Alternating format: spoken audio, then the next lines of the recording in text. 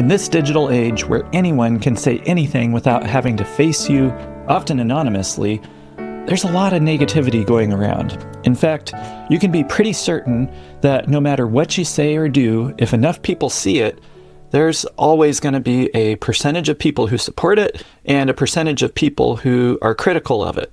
So what do we do with the critical jabs and comments and critiques?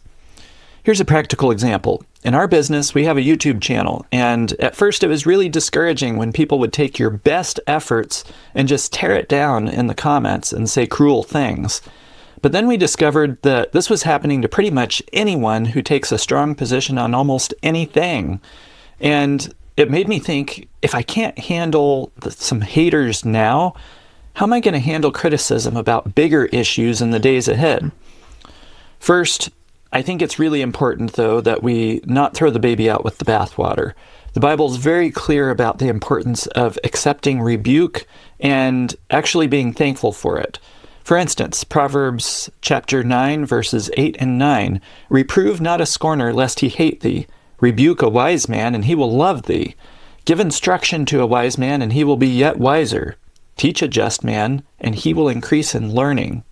And also Proverbs chapter 15 and verse 10, "Correction is grievous unto him that forsaketh the way, and he that hateth reproof shall die." But I think it's important that we recognize that rebuke and reproof are a form of counsel or advice. The Bible talks about seeking wise counselors.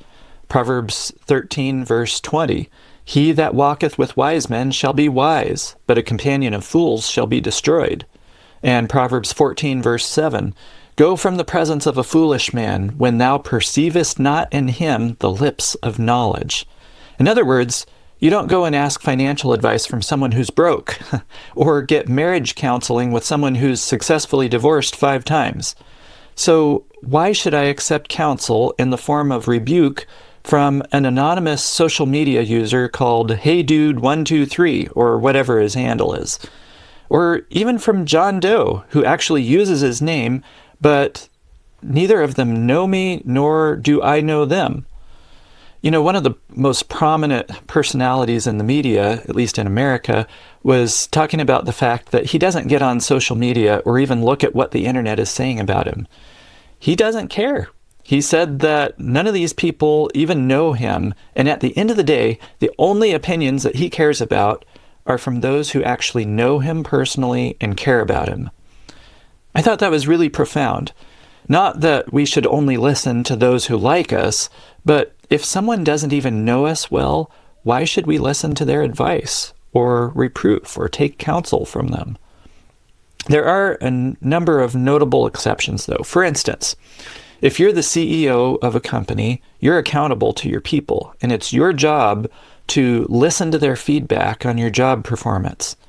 You don't need to listen to their critique of your family or your personal life, but your commitment to the company should obligate you to listen to their input on your professional actions and how it's impacted them. Likewise, if you're the leader of an organization, for instance, let's say a church, it's part of your job description to be open to the input and feedback that your members may provide.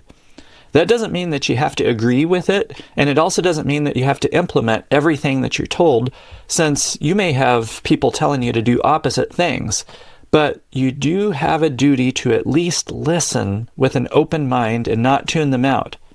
But beyond those kind of situations, I really think it's hazardous in this media age to focus on or even pay attention to all the virtual naysayers out there. And this brings up one last point. It's super, super important that we surround ourselves with true friends who we have authorized and empowered to tell us the whole truth about ourselves, even when they don't agree with us. Or should I say, especially when they don't agree with us. The Bible actually talks about this. Proverbs 27, verse 6, "Faithful are the wounds of a friend, but the kisses of an enemy are deceitful." And Proverbs 27, verse 17, "Iron sharpeneth iron, so a man sharpeneth the countenance of his friend." This means that you need to demonstrate to your friends that you genuinely appreciate their constructive criticism. You welcome it, and that it's not going to affect your friendship. If you bristle and you get defensive when they say something unflattering about you, they're going to get the message that you are not open to feedback, and you will have just cut off one of your most valuable safety checks, an honest friend who will tell you the truth.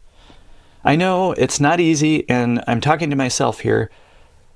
Let's be humble and teachable, but let's also not be blown around with the wind of public opinion, because there's coming a time when the whole world is going to be arrayed against anyone who stands against the beast and its image. And if we are concerned about what social media has to say about us now, we're going to crumble when the time comes. So here's your thought for the day from the book Desire of Ages, page 330. In the heart of Christ, where reigned perfect harmony with God, there was perfect peace. He was never elated by applause, nor dejected by censure or disappointment. Amid the greatest opposition and the most cruel treatment, he was still of good courage. So that's our example. Have a great week.